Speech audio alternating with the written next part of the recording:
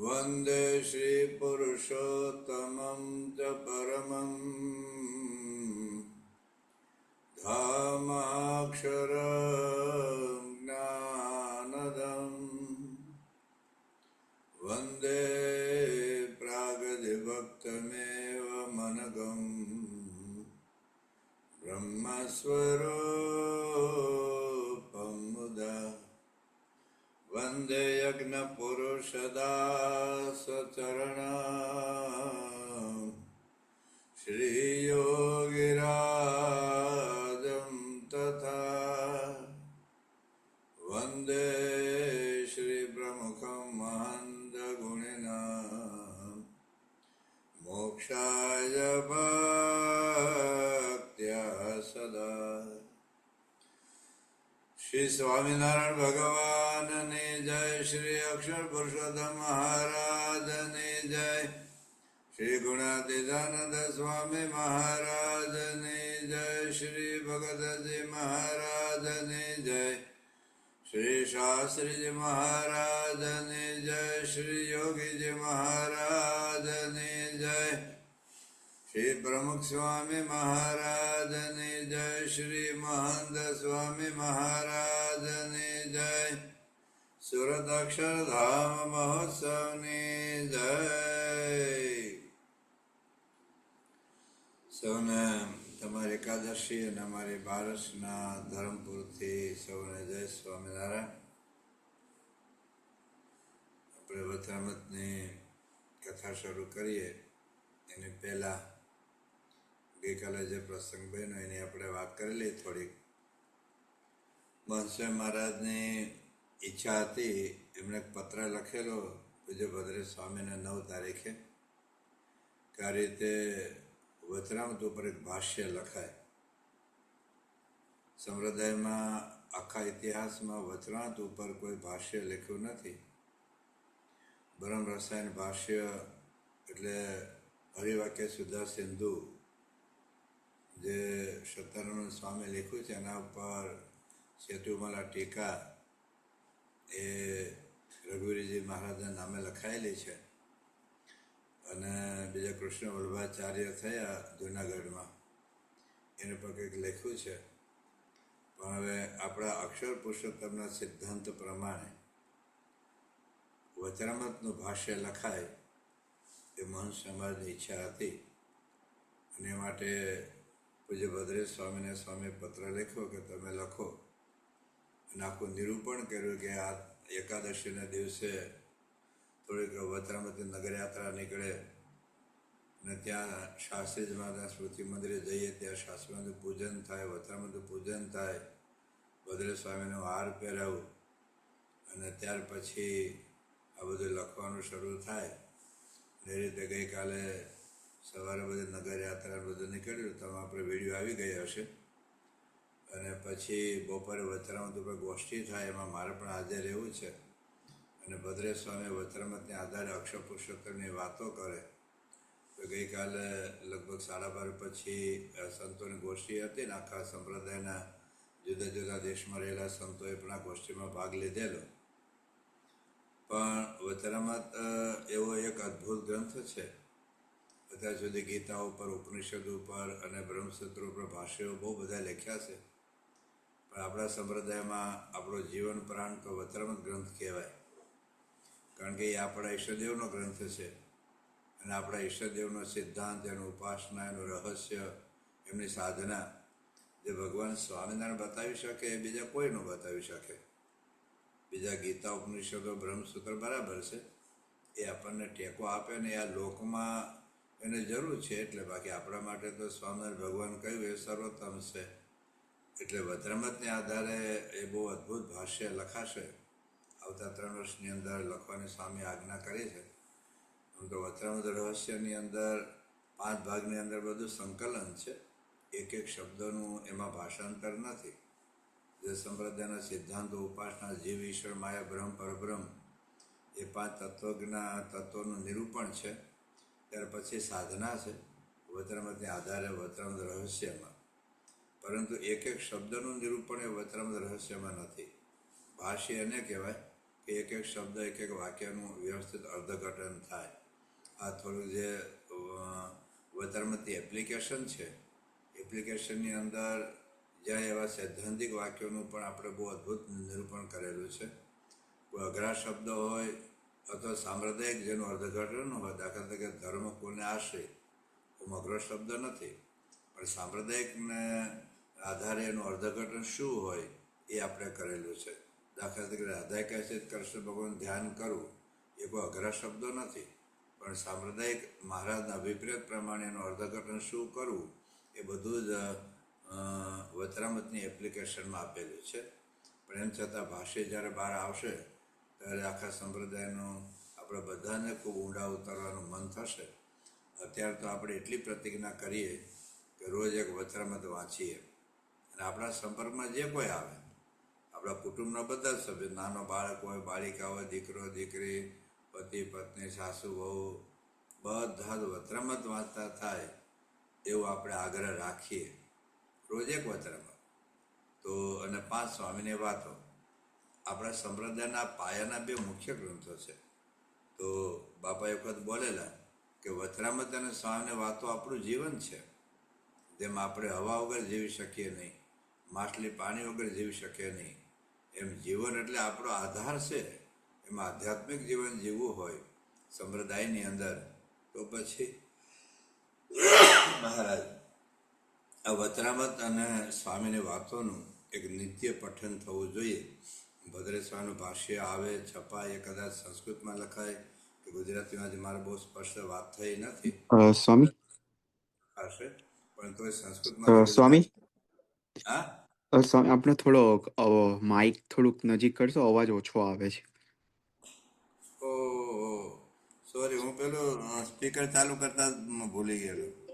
Okay, ચાલો હવે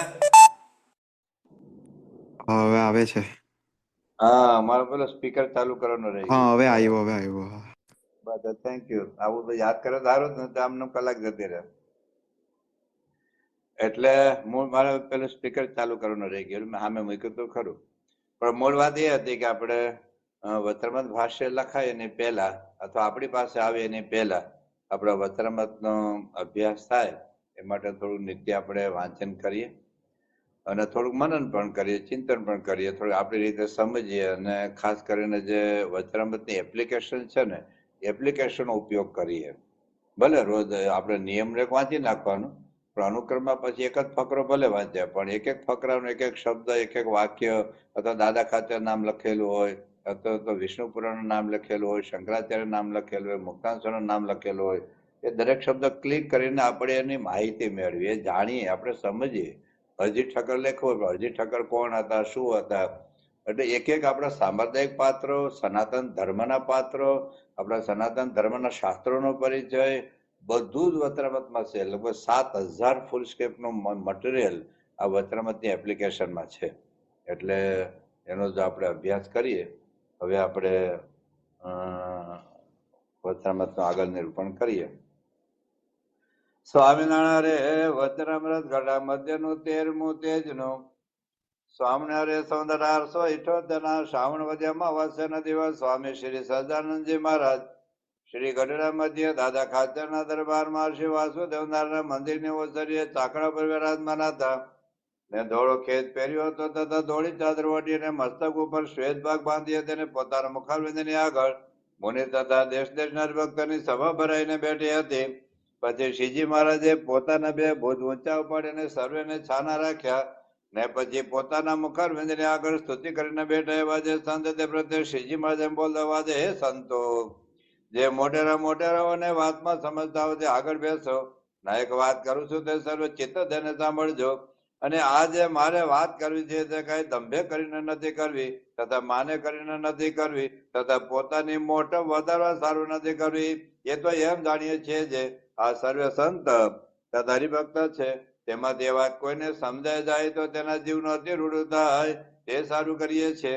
અને આ જે વાત છે તે મારી દીઠેલ છે, ને મારા અનુભવ કરીને પણ મેં સિદ્ધ કરી છે, અને સર્વ શાસ્ત્રમાં પણ મળતી આવે છે. અને તેવા સભામાં કરાય જેવી નથી, તો પણ સભામાં કરીએ છીએ જે એ સ્વરૂપને તો તમે પણ દેખો છો. પણ તમારા સમજવામાં પરિપૂર્ણ આવતું નથી. અને જ્યારે એ વાર્તા સમજવામાં આવશે ત્યારે પંચ વિષય કે કામ ક્રોધાદિક સ્વભાવ જીત્યામાં પ્રયાસ થશે નહીં, સેજે જીતાઈ જશે. તો આ એક શબ્દ આપણે ઘણા વખતથી સમજીએ છીએ કે તે સ્વરૂપને તમે દેખો છો પણ પરિપૂર્ણ સમજતા નથી. તો પરિપૂર્ણ સમજવામાં શું સમજવાનું છે એની વાત આપણે અત્યાર સુધી એટલી જ હોય કે શ્રીજી મહારાજ સર્વોપરી સર્વ અવતારના અવતારી સર્વ કારણના કારણ છે, આ નિશ્ચય. પછી એમાં મહાત્માનું તત્વ ઉમેરવાનું છે, એટલે મહાત્મા સહિત નિશ્ચય. તો મહિમા શા માટે સમજવાનું, મહિમાથી લાભ, ન મહિમા સમજીએ તો શું નુકસાન, એની વાત આપણે સમજ્યા. નિશ્ચય અને મહાત્મા જ્ઞાન સહિત નિશ્ચયમાં કેટલો તફાવત છે એ પણ આપણે સમજ્યા. પછી હવે મહિમામાં શું સમજવું એની વાત આપણે સમજી રહ્યા છીએ.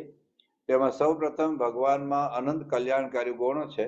અનંત કલ્યાણકારી ગુણોમાં જ્ઞાન, બળ, વીર્ય, ઐશ્વર્ય, તેજ, શક્તિ એ ષડ ગુણ છે, એનું પણ આપણે નિરૂપણ કર્યું.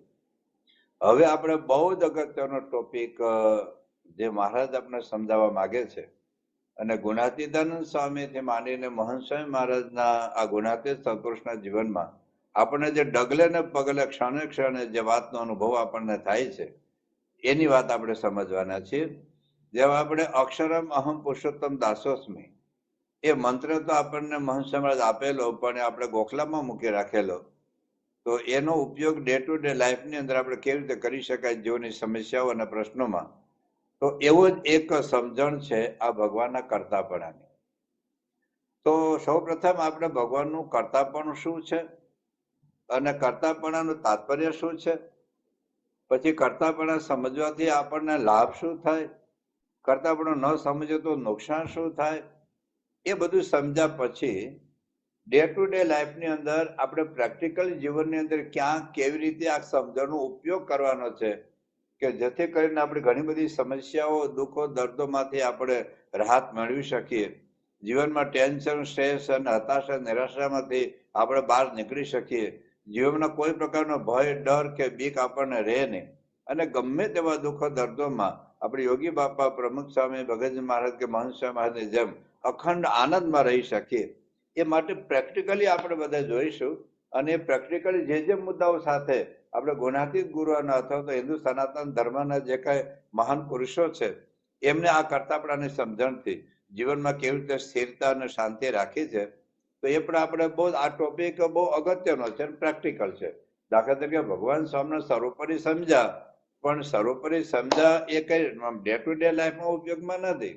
આ મારા સર્વોપરી છે આપણે માની લીધું, પણ કદાચ કઢીમાં મીઠું વધુ પડ્યું અથવા ઓછું પડ્યું, દીકરો નાપાસ થયો, અથવા મંદિરમાં કંઈક આપણું અપમાન થયું, અથવા કોઈ આપણી ટીકા કરી, એની અંદર કઈ સર્વોપરી પણ આપણને કામ નહીં લાગે. તો એ સર્વોપરી એક આત્યંતિક મુક્તિ માટે જરૂરી છે, પણ જીવનના પ્રત્યેક ક્ષણે જે સમજણની વધારે જરૂરિયાત છે, જે સમજ્યા પછી આપણે અહંકાર ન આવે, માન ન આવે, ઈર્ષા ન આવે, ક્રોધ ન આવે, સ્વભાવ પોતાની જે પ્રવૃત્તિ ન કરે, અને પ્રવૃત્તિ કરે તો આપણે બ્રેક મારી શકીએ આ સમજણથી. તો જે મહારાજ આપણે સમજાવવા માંગે છે કે તમે સ્વરૂપને દેખો છો, આપણે ભગવાન માનીએ છીએ, પણ એ ભગવાન એ આ કરતા હરતા છે, એ આપણે સમજવાની જરૂરિયાત છે. તો સૌ પ્રથમ ભગવાનના સર્વ કરતા હરતાપણાનું તાત્પર્ય શું છે. ભગવાન કરતા હરતા અને સર્વના કરતા અને સર્વના હરતા છે. તો સૌ પ્રથમ એનું આપણે તાત્પર્ય સમજીએ વચનમતને આધારે. તો પહેલી બાબત આપણે સમજવાની છે કે ભગવાન આ જગતને ઉત્પત્તિ, સ્થિતિ અને પ્રલયના કરતા છે, એના કારણ છે. જગત ઓટોમેટિક નથી થયું. ઘણા લોકો કહે છે કે જગત બિગ બેંગ થિયરી છે, કઈ કડાકો ભડાકો થયો ને એમાંથી જગત બન્યું. જગત ઓટોમેટિક બનતું છે નહીં.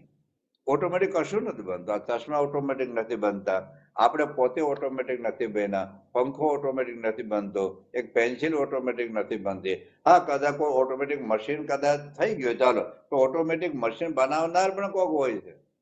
આજે દાખલ રોટલી બને તો રોટલી એનું મશીન આવી ગયું છે, પણ એ મશીન બનાવનાર પણ કોક હોય છે. એ મશીનને ચાલુ પણ કરવું પડે, એમાં લોટ વગેરે નાખવો પડે. ઓટોમેટિક આ દુનિયામાં કશું થયું, એક પેન્સિલ ને કાંકરો ઓટોમેટિક બનતો નથી. એટલે જો આ જગતમાં કોક બનાવનાર, કોઈ સામાન્ય વસ્તુના બનાવનાર હોય, તો પછી જગતના કોઈક બનાવ ભલે આપણે દેખાતા નથી. બહુ થોડાક વર્ષો પહેલા 1982માં પછી ડોક્ટર સ્વામી અમેરિકા પધારેલા. એમાં એક ભાઈ નાસ્તિક હતા, કોઈ ગુજરાતી હશે, પણ હું ભગવાન ભગવાનમાં કઈ માનતો નથી. એમ આ બધું જગત ઓટોમેટિક બન્યું છે, આમ છે તેમ છે, બધી ડંફા તો ડોક્ટર પોતાને થોડોક બુદ્ધિશાળી, થોડુંક પોતે વૈજ્ઞાનિક છે, વૈજ્ઞાનિક દ્રષ્ટિકોણ પોતે ધરાવે છે, અને થોડુંક તાત્વિક છે, થોડુંક તાર્કિક, થોડું લોજિકલ, થોડુંક આ પ્રકારનું એનું માઇન્ડ હતું, આ પ્રકારની એની બુદ્ધિ હતી. એટલે પછી કોઈ આપણા હરિભક્ત હશે તો ડોક્ટર સાહેબ પાસે એને લાવ્યા. એટલે એને કીધું હું કઈ ભગવાન ભગવાન કઈ માનતો નથી, ભગવાન છે એની સાબિતી શું? મારે વૈજ્ઞાનિક પ્રૂફ જોઈએ કે ભગવાન છે. એટલે પછી ત્યાં એક પ્લાસ્ટિકના ફૂલોનો એક હતો. તો ડોક્ટર સ્વામી પૂછ્યું કે આ શું કહેવાય? કે ફ્લાવર કહેવાય, ફૂલ છે. તો એના બનાવનાર કોઈ હોય કે ઓટોમેટિક બને? કે ના, ઓટોમેટિક ન બને, એનો કોઈ બનાવનાર તો હોય. તો પછી ડોક્ટર સાહેબ પાસે ઠાકોરજી હતા, ઠાકોરજી પાસે ગુલાબનું ફૂલ હતું, એ તો સાચું ફૂલ હતું. એટલે ડોક્ટર સાહેબ જો પેલું પ્લાસ્ટિકનું ફૂલનું કોઈ બનાવનાર હોય તો ગુલાબનું ફૂલનું કોઈ બનાવનાર તો હોય કે નહીં, કે ઓટોમેટિક થોડું બને. જેમ પેલું પ્લાસ્ટિકનું ફૂલ ઓટોમેટિક ન બને, તો આ ફૂલ ઓટોમેટિક કેવી રીતે બને? હા, પેલો પ્લાસ્ટિકના ફૂલો બનાવનાર તમને અત્યારે દેખાય છે? ના, દેખાતો નથી. તો એ નથી. ચાલો, પ્લાસ્ટિકનું જે ફૂલ છે, આર્ટિફિશિયલ જે ફૂલ છે, એનો બનાવનાર અત્યારે તમને દેખાતો નથી, પણ છતાં એનું કોઈ બનાવનાર છે. જેમ અત્યારે મારા ઉપર પંખો દેખાય છે, પંખો કોણે બનાવ્યો મને દેખાતો નથી, તો કોક તો બનાવનાર હશે ને. કોઈ કારખાનામાં પેલા આ પંખો હું શોધું ક્યાં કઈ દુકાન લાવ્યો, દુકાન વાળા પૂછે તમે ક્યાંથી લાવ્યો, તમે ક્યાંથી લાવ્યો, તમે ક્યાંથી લાવ્યો, કદી કઈ ફેક્ટરીમાં બન્યો, આપણે એનું મૂળ તો શોધી શકીએ ને. તો હા, કે એનું મૂળ શોધી શકાય. પછી કોને પંખાની ડિઝાઇન કરી, કોને પંખાની શોધ કરી, એ આપણે ચેનલ થ્રુ જઈએ તો આપણને મળે એમ. તો પછી એવી રીતે કહ્યું કે જેમ પંખાનો બનાવનાર હતો તો પ્લાસ્ટિકના ફૂલ, આર્ટિફિશિયલ ફૂલ આપણને દેખાય છે, તો આપણને એક અનુમાન કરી કે એનો કોઈ બનાવનાર હશે. તો પછી આ જે નેચરલ ગુલાબનું ફૂલ છે એનો કોઈ બનાવનાર હશે. જેમ પેલો ફૂલો બનાવનાર દેખાતો નથી અત્યારે આપણને, પણ એને એડ્રેસ દ્વારા આપણે શોધી શકીએ. એમાં જે નેચરલી જે ગુલાબનું ફૂલ છે એ ભલે આંખથી દેખાતા નથી, પણ એને શોધવાની સાધના જુદી છે. પણ ઘણું બધું દેખાતું નથી એટલે ન હોય એવું નથી હોતું. તમને બહુ આશ્ચર્ય થશે કે આજથી 2500 વર્ષ પહેલા સાંખ્ય દર્શન છે. સાંખ્ય દર્શન ને કારિકા છે. સાંખ્ય દર્શન મૂળ તો પતંજલિ ઋષિ આપેલા, પતંજલિ યોગ અને કપિલ મુનિ આપ્યું છે સાંખ્ય દર્શન. સાંખ્ય અને યોગ બે જોડિયા ભાઈ છે. સાંખ્ય દર્શન કપિલ મુનિ એટલે કપિલ ભગવાન જે દેવહૂતિ માતાના પુત્ર થાય એમણે સાંખ્ય દર્શન આપ્યું છે. યોગ દર્શન એ પતંજલિ ઋષિ આપ્યું છે. તો સાંખ્ય કારિકાની અંદર 2500 વર્ષ પહેલા લખાયેલી સાંખ્ય કારિકામાં એક વસ્તુ આવે છે, કોઈ પણ વસ્તુ હોવા છતાં કેમ દેખાતી નથી. તો એના 5, 7, 8, 9 કારણો આપ્યા છે. એમ એક કારણ છે અતિ દૂરા. અતિ દૂર હોય તો ન દેખાય. દાખલા તરીકે તમે મંદિરના શિખર ઉપર હો તો નીચે કીડીઓ આપણને દેખાય નહીં, અતિ દૂર છે. જેમ તમે અત્યારે અમેરિકામાં દેખાય નહીં, અતિ દૂર હોય તો આપણને ન દેખાય. અતિ સામીપ્ય, દાખલા તરીકે આપણે આંખનો સફેદ ડોળો છે એ આપણને દેખાતો નથી, અતિ સમીપ હોય તો પણ દેખાય. પછી ઇન્દ્રિય ઘાતક, દાખલા તરીકે આંધળો હોય, મારી આંખે દેખાતું ન હોય, તો કોઈ માણસ ઉભો, હું આંધળો તો મને માણસ દેખાતો નથી, પણ એનો અર્થ એવું નથી કે માણસ નથી. પછી આવે છે સૌક્ષ્મ્યા, અતિ સૂક્ષ્મ હોય, દાખલા તરીકે બેક્ટેરિયા હોય અથવા તો વાયરસ હોય. આજે કોરોના વાયરસ છે, આ દુનિયામાં કેટલા લોકોએ જોયો હશે? દુનિયામાં 8 અબજ માણસો છે, પોતાની નરી આંખથી કોરોના કેટલાય જોયો હતો. તો નથી દેખાતો નહીં માનો. હા, એના માટે સુપર માઇક્રોસ્કોપ હોય, સાદો માઇક્રોસ્કોપ એ દેખાય નહીં, પણ સુપર માઇક્રોસ્કોપમાં દેખાય છે આપણને. તો અતિ સૂક્ષ્મ હોય અથવા અભિભાવાત, જેમ સૂર્યના પ્રકાશની અંદર, સૂર્યના પ્રકાશમાં અત્યારે તારા દેખાય નહીં, તો તારા નથી દેખાતા એનો અર્થ એવું નથી. અથવા તો મિશ્ર, દૂધની અંદર ખાંડ ઓગળી ગયેલી એ આપણને દેખાય નહીં. દૂધમાં ખાંડ ઓગળી ગયેલી આપણને દેખાય નહીં, પણ એનો અર્થ એવું નથી કે ખાંડ નથી. અથવા તો આવરણ હોય, દાખલા ભેજની પાછળ કોઈ માણસ ઉભો હોય એ આપણને દેખાય નહીં. તો આવા ઘણા 8, 9 કારણો એ આપેલા છે. તો ભગવાન દેખાતા નથી. એક તો ભગવાન અત્યંત દિવ્ય છે, ભગવાન અત્યંત સૂક્ષ્મ છે. આપણી માયિક દ્રષ્ટિ છે, માયિક દ્રષ્ટિથી આપણને ભગવાન દેખાય નહીં. હા, આપણે સાધના કરીએ અને મોટા પુરુષની કૃપા થાય અને એમની ભગવાનની કૃપા થાય તો એ પોતાનું સ્વરૂપ આપણી સામે પ્રત્યક્ષ કરે છે. પણ જેને જેને સાધના કરી છે, એ નરસિંહ મહેતા હોય, મીરાબા હોય, તુકારામ હોય, અથવા ભગવાન પોતે પોતાની વાત કરે છે, રામ ભગવાન, કૃષ્ણ ભગવાન, જેમ ભગવાન સ્વામિનારાયણ પોતાની વાત કરી છે એ પ્રમાણે. એટલી વાત આપણે સમજવાની કે ભલે જગતનો બનાવનાર દેખાતો આપણને નથી, પણ એટલું યાદ રાખીએ કે જગત ઓટોમેટિક થતું નથી. એક ઇંગ્લેન્ડના બ્રિટનમાં એક રોજર પેનરોઝ થયા. Roger Penrose, ROGER Roger Penrose. એનો જન્મ તારીખ 8/8/1931 થયેલો છે. હજુ કદાચ એનું અસ્તિત્વ છે, હમણાં થોડા વર્ષનું ખબર નથી, પણ 1931 એનો જન્મ થયેલો છે. કદાચ ધામમાં ગયા ખબર નહીં, પણ એ આંકડા શાસ્ત્રી હતા, બ્રિટિશ મેથેમેટિશિયન હતા, મેથેમેટિકલ ફિઝિસિસ્ટ હતા, ફિલોસોફર ઓફ સાયન્સ હતા અને એને ફિઝિક્સની અંદર નોબેલ પ્રાઇઝ મળેલો. એટલે સામાન્ય વ્યક્તિત્વ નથી, વૈજ્ઞાનિક છે, બુદ્ધિશાળી છે, તાર્કિક છે, અને હિન્દુ શાસ્ત્રોમાં એને કઈ બહુ વાંચ્યા નથી, પણ એ વ્યક્તિ એમને 35 જેટલી વૈજ્ઞાનિક શોધો કરી છે. હવે આપણે સાંભળ્યો 35. આ વ્યક્તિ આપણા શાસ્ત્રો તો કે છે કે ઓટોમેટિક જગત બનતું નથી, પણ આ વૈજ્ઞાનિક જેને 35 શોધો કરી છે, તેમને 17 જેટલા વિવિધ પુરસ્કારો મળેલા, ઇનામ મળેલા, એવોર્ડ મળેલા છે અને નોબેલ પ્રાઇઝ મળ્યો. હવે આટલો બુદ્ધિશાળી વ્યક્તિ, એને BBC રેડિયો અને ચેનલ નંબર 4 ઉપર તારીખ 25/9/2010 એનો ઇન્ટરવ્યુ લેવાયેલો. તારીખ 25/9/2010 BBC રેડિયો 4 નંબરની ટીવી ચેનલ હશે, એમાં એક ઇન્ટરવ્યુની અંદર, મુલાકાતની અંદર એમણે એવું કહેલું કે હું પોતે આસ્તિક નથી, એટલે કે કોઈ સ્થાપિત ધર્મમાં નથી માનતો. જે ધર્મ એસ્ટાબ્લિશ છે, દાખલા તરીકે ક્રિશ્ચિયનિટી, હા, એને પોતે જન્મેલો, પોતે કદાચ ક્રિશ્ચિયન ફેમિલીમાં જન્મેલો હશે, પણ હું કોઈ સ્થાપિત ધર્મ એટલે કે ક્રિશ્ચિયાનિટી, મુસ્લિમ, હિન્દુ કોઈ એવો સ્થાપિત ધર્મમાં બહુ માનતો નથી. પણ એમને કે હું વૈજ્ઞાનિક કેલ્ક્યુલેશન આધારે એટલું તો કહી શકું કે જગત ઓટોમેટિક થયું નથી. ઓટોમેટિક થવાની સંભાવના કેટલી? દાખલા તરીકે તમે બટેટાનું શાક હોય તો એમાં બટેટા 4-5 વાસણો હોય, એક વાસણમાં બટેટા મૂકી દો, એકમાં તેલ મૂકી દો, એક વાસણમાં પાણી મૂકી દો, એક વાસણમાં મીઠું, બીજામાં મરચું, જીરું, મસાલા, ખટાશ, ગળપણ બધું મૂકી દો અને ઓટોમેટિક ધારો કે બટેટાનું શાક બની જાય એવી શક્યતા કેટલી?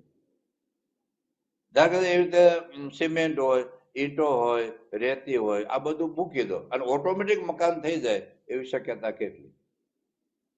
એવી કેટલી શક્યતા? એટલે કે લાકડું હોય અને લાકડામાંથી ફર્નિચર બનાવવાના બધા ઓજારો હોય, તો એ લાકડામાંથી ઓટોમેટિક ટેબલ બની જાય, ઓટોમેટિક ખુરશી બની જાય, ઓટોમેટિક કબાટ બની જાય એવી શક્યતા કેટલી? દાખલા તરીકે તમે પેલી મર્સિડીઝ કાર હોય, મર્સિડીઝ કારના બધા કે રો મટીરિયલ જે કાંઈ છે, લોખંડ હોય કે જે કાંઈ સ્ટીલ હોય, જે કાંઈ મર્સિડીઝ કાર બનાવવાના જેટલા રો મટીરિયલ હોય એ બધાનો ઢગલો કરી દો.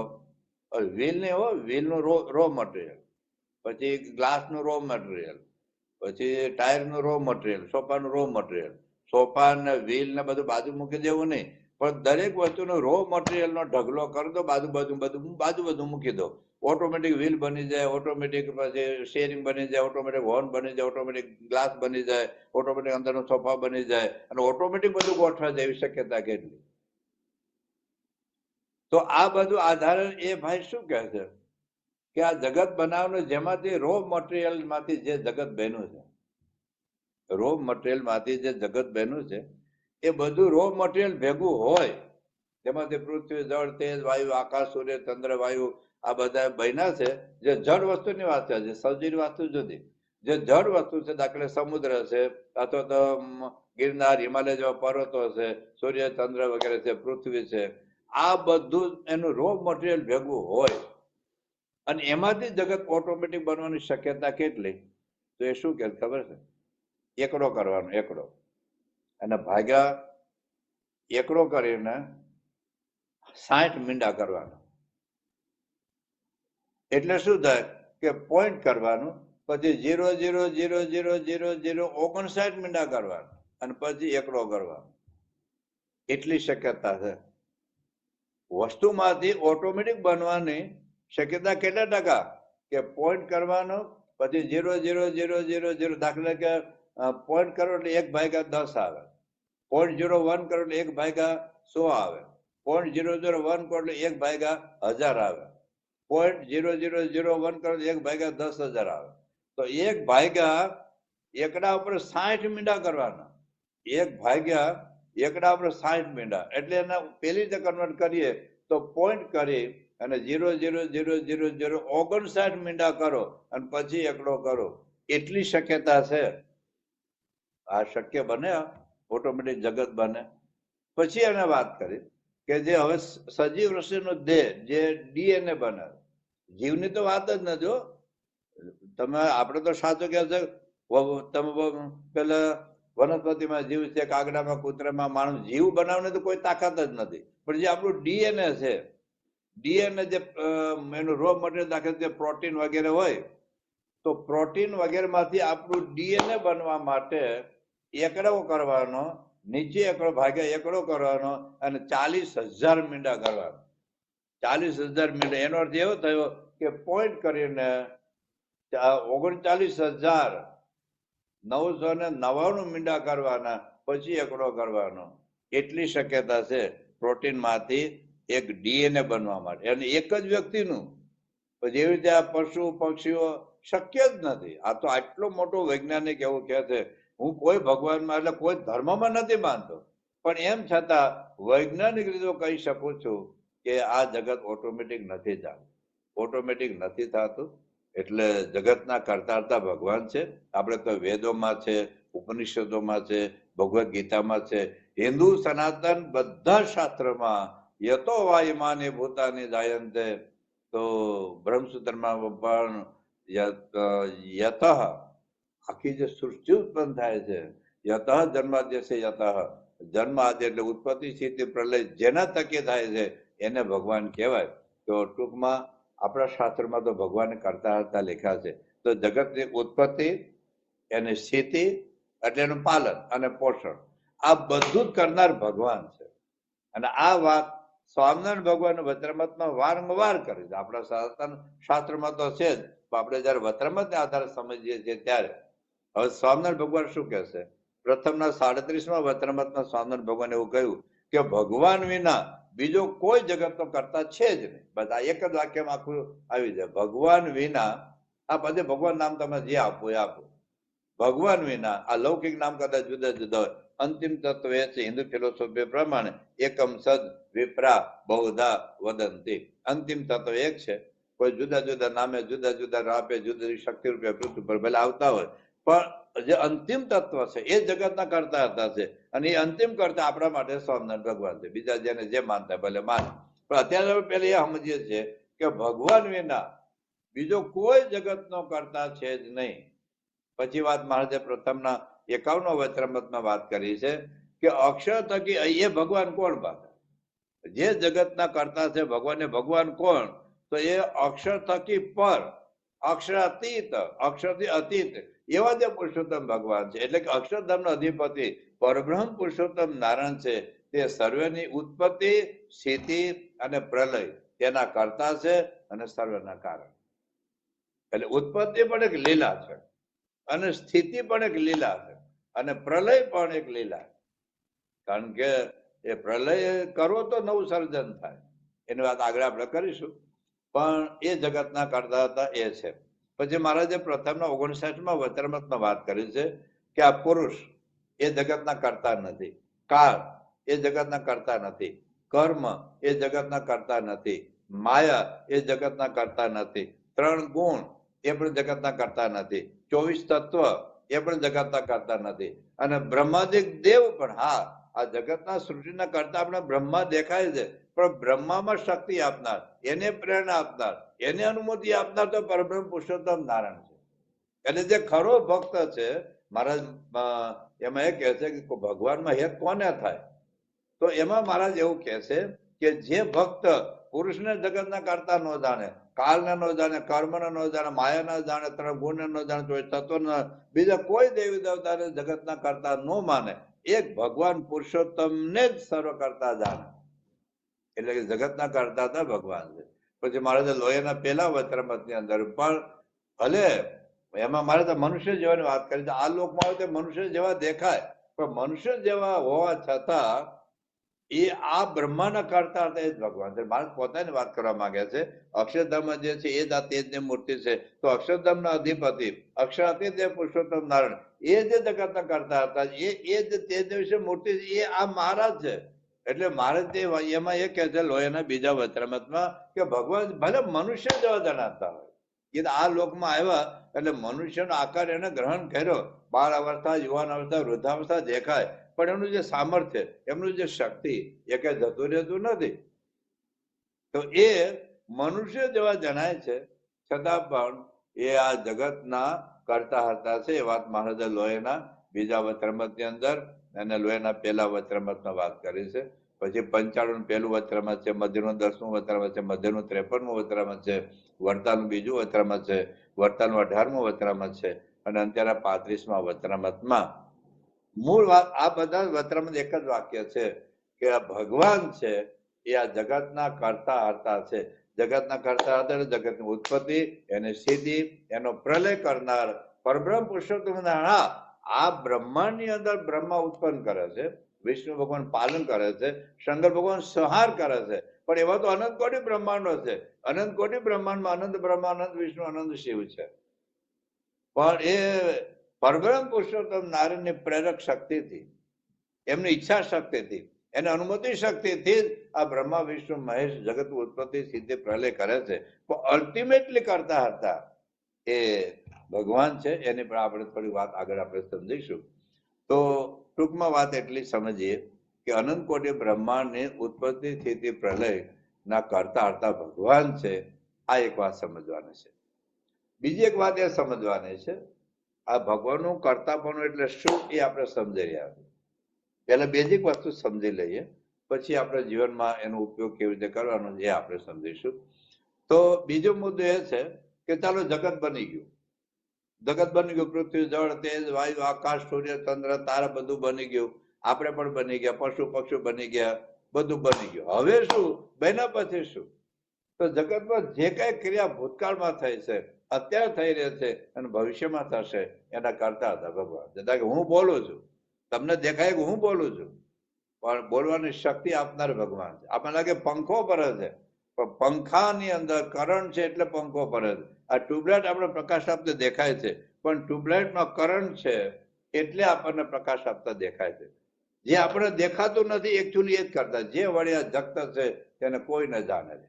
આપણે લાગે પંખાને લીધે મને પવન આવે છે, એસી ને લીધે મને ઠંડક આવે છે, અથવા ટ્યુબલાઇટ ને લીધે મને પ્રકાશનો અનુભવ થાય છે, પણ એની પાછળનું જે તત્વ, જે કરંટ છે એ આપણને દેખાતો નથી. એટલે હવે મહારાજ એ કહે છે કે જગતમાં જે કઈ ક્રિયા થાય છે, જે કઈ ક્રિયા થાય છે એ સર્વ ક્રિયાના કરતા તો પુરુષોત્તમ નારાયણ છે. કારણ તો એ જ છે. આ વાત મહારાજે પ્રથમ 59મા વચરામૃત છે, પ્રથમ 62મા વચરામૃત છે, લોહીનું બીજું વચરામૃત છે, લોહીનું 13મું વચરામૃત છે.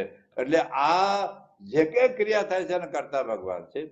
એ સર્વેના કારણ છે. અમુક કારણ આપણે દેખાતું, દાખલા તરીકે મેં રોટલી બનાવી તો રોટલીનું કારણ હું બન્યું, અથવા તો કોઈ શાક બનાવ્યું તો શાકના કારણે બન્યા, કોઈ ઘડો બનાવ્યો તો એના કારણે એ બન્યા, અથવા તો માનું કે કોઈ સોનાની વીંટી બનાવી. પણ બધી ક્રિયાના કરનારા કારણ તો મૂળ ભગવાન જ છે.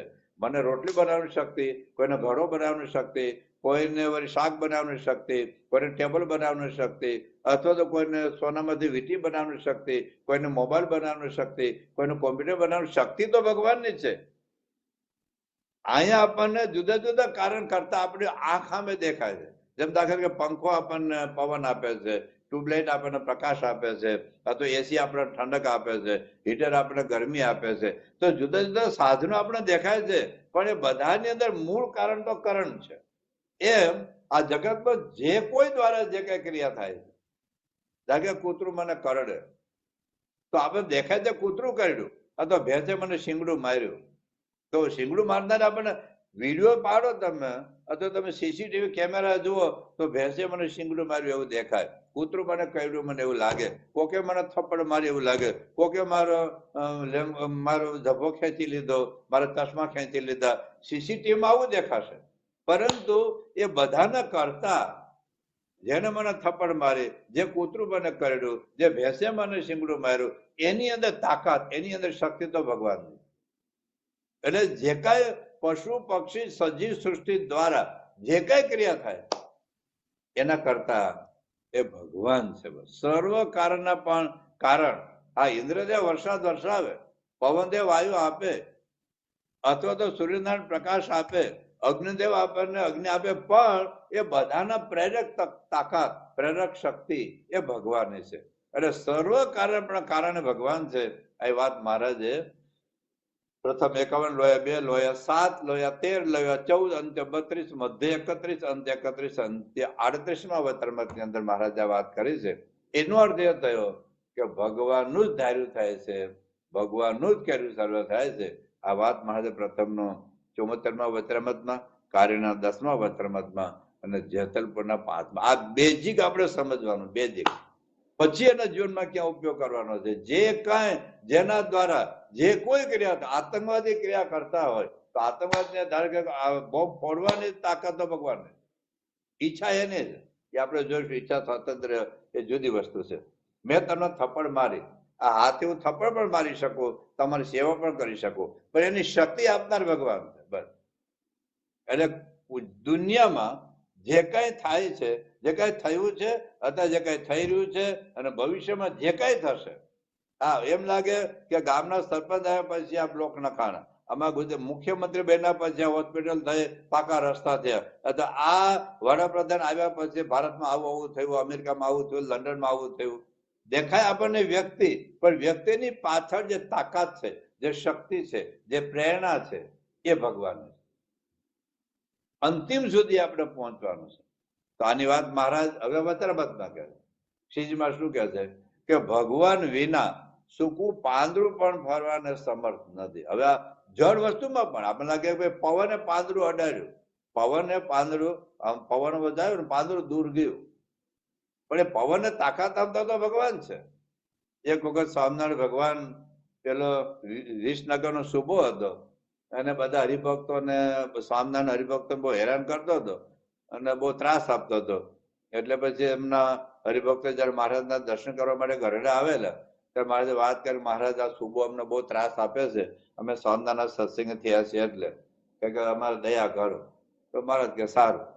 પછી મહારાજ ત્યાં જવાના હતા, કોઈ જવા દે ને, કારણ સુબો એવો વિચિત્ર માણસ હતો, અને ગમે ત્યારે મહારાજને પકડી લે અથવા તો કંઈક મારી નાખે, એ બધાને બીક લાગે, એટલે કોઈ જવા ન દે. એટલે મહારાજ એકવાર રાત્રે ઉઠ્યા અને ઉઠીને નીકળી ગયા, અને એમાં નીચે બાજુમાં મૂળજી બ્રહ્મચારી સુતા છે, અચાનક જાગ્યા તો પલંગ ઉપર મહારાજ હતા ને, એટલે શોધવા નીકળે કે ગઢડાની અંદર આપણું જે મંદિરના કેમ્પસમાં ક્યાં મળ્યા ને, દાદા ખાલી ઉત્તરમાં આગળ પાછળ બધી કે લક્ષ્મીવાડી ક્યાંય મળ્યા નહીં. પણ એનું ખબર હતી કે મહારાજ આ સુભાને ત્યાં જવા માંગતા હતા, એટલે કદાચ નીકળ્યા હશે. એટલે મૂળજી બ્રહ્મચારી ઉતાવળ હાલતા હાલતા એ બાજુ રસ્તા નીકળ્યા તો મહારાજને જોયા, મહારાજને પકડ્યા કે મહારાજ તમે ક્યાં ઉભીડ્યા, કે કેમ આ બધા સુભાના ત્યાં તો તમને જેલમાં પૂરું દર્શન મારશે, આમ છે તેમ છે. પછી મહારાજે પેલા ઝાડના પાંદડા હલતા હતા ને, એટલે મહારાજે પૂછ્યું કે પાંદડા કોણ હલાવે છે? તો કે પવન. તો કે પવનને કોણ શક્તિ આપે છે? તો કે તો મહારાજ આપ. તો પછી હું કામ ગભરાવું છું? શા માટે ડરો છો? શાની બીક છે? તો અનંત કરી બ્રહ્માંડમાં જેમ ગુણાતીત સ્વામી પોતે બોલ્યા કે મારી શક્તિ ખેંચે તો જગત ગંધાઈ ઉઠે. જેમ તમે ફ્યુઝ લઈ લો તો પંખો બંધ થઈ જાય, એસી બંધ થઈ જાય, ટ્યુબલાઇટ બંધ થઈ જાય.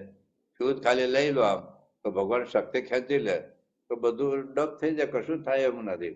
પણ ટૂંકમાં ભગવાનની વિના સૂકું પાંદડું પણ હલવા સમર્થ નથી, ફરવા સમર્થ નથી. આ વાત મારે પ્રથમના 37મા અવતરણમાં વાત કરી છે કે ભગવાનનું કર્યું સર્વ થાય છે. પ્રથમના 74મા અવતરણમાં વાત કરી છે જેટલું ભગવાન કરે તેટલું જ થાય છે. આ વાત મહારાજે પ્રથમના 78મા વચનામૃતમાં વાત કરી છે. પ્રગટ પ્રમાણે ભગવાનનું જ કર્યું સર્વ થાય છે. કાળ કર્મ અને માયા આદિ કોઈનું કર્યું કઈ થતું નથી. મહારાજે એટલે મહંસ મહારાજે સત્સંગ દિશા ગ્રંથના શ્લોકમાં પણ આ વાત લખી છે કે બીજા કોઈનું પણ કાળ કર્માદિકનું ન મન્યેત કર્તૃત્વમ કાલ કર્માદિકસ્ય તુ ન મન્યેત કર્તૃત્વમ કાલ કર્માદિકસ્ય તુ મન્યેત સર્વકર્તારમ મન્યેત સર્વકર્તારમ અક્ષર પુરુષોત્તમમ. આ મહંસ મહારાજે સત્સંગ દિશા ગ્રંથના શ્લોકમાં લખ્યું છે. એટલે કાળ કર્મ અને માયા હા એનું હાલવા દે ત્યાં સુધી હાલે, પણ ના હાલવા દે તો કોઈનું ના હાલે. આ વાત મહારાજે મધ્યના 21મા વચનામૃતમાં વાત કરી છે. એટલે ભગવાન છે એ આ જગતના કરતા હતા છે. ગુણાતીતાનંદ સ્વામી કહ્યું કે સર્વ કરતા તો ભગવાન છે. હમણાં આપણે ઊંઘમાં જવું હોય તો જવાય નહીં, અને ઊંઘમાં ગયા હોય તો પાછા ઉઠાય નહીં. ચોર બધું લૂંટીને જતો રહે ને તો આપણાથી જગાય એવું છે નહીં. એટલે ભગવાન જ આપણને ઊંઘાડે છે, ભગવાન જ આપણને સુવાડે છે, અને ભગવાન જ આપણી સ્વપ્ન સૃષ્ટિ રચી આપે છે. બાકી ધાર્યું તો ઘણીનું થાય છે. એટલે મૂળ વાત એટલી સમજવાની કે જગતમાં જે કાંઈ થયું છે, જે કાંઈ થઈ રહ્યું છે અને જે કાંઈ થશે એને બધાને કરતા હતા ભગવાન. આપણને ઘણી વખત શું લાગે ખબર છે કે બાપા કોઈને દેખતો આંધળો હોય દેખતો કર્યો તો બાપા ચમત્કાર વાપર્યો, અથવા અપંગ હોય એને ચાલતો કર્યો તો આપણને એમ લાગે કે ભાઈ બાપાએ ચમત્કાર કર્યો. એવું નહીં. આ દુનિયામાં જે કાંઈ જોઈ શકે છે, મારે લખ્યું આ સંતના પગમાં ચાલનાર ભગવાન છે. તો જગતમાં જેટલા જીવો ચાલે છે એના કરતા પણ આ જ છે. આપણે જોઈએ છે એટલે આંધળાને દેખતો કરીએ તો ચમત્કાર દેખાય છે. આપણે જોઈએ છીએ, આપણે સાંભળીએ છીએ, આપણે બોલીએ છીએ, ટૂંકમાં જે કઈ ક્રિયા થાય છે દુનિયામાં એના કરતા પણ એ ભગવાન જ છે. ભગવાન ઈચ્છા વગર જે કઈ થતું નથી. મહાદેવ પ્રથમના 27મા વચનામૃતમાં પોતાની વાત કરી બધી પ્રગટ ભગવાન વિશે. આ ગાજવીજ થાય છે, વરસાદ પડે છે, પાણીના બૂંદમાંથી બાળક થઈ આવે છે, એમાં મગજ કોમ્પ્યુટર બને છે, આંખો 2 કેમેરા બને છે, કેમિકલ ફેક્ટરી આખે લીવરમાં છે. તો આ બધું જ આખા ભગવાનનું આશ્ચર્યજનક જગતની સૃષ્ટિ કેવી છે એ પ્રથમના 27મા વચનામૃતમાં, અંત્યના 39મા વચનામૃતમાં અને અમદાવાદના 7મા વચનામૃતમાં આ બધું કહ્યું છે કે જે કઈ થાય છે એના કરતા ભગવાન છે. એક વખત બાપા બોલેલા પ્રમુખ મહારાજ કે કરતા ભગવાન છે. એમના સંકલ્પ અને આશીર્વાદથી જ બધું થાય છે. દરેકમાં પ્રેરણા કરનાર પણ એ છે. એમની પ્રેરણાથી જ બધું ચાલે છે.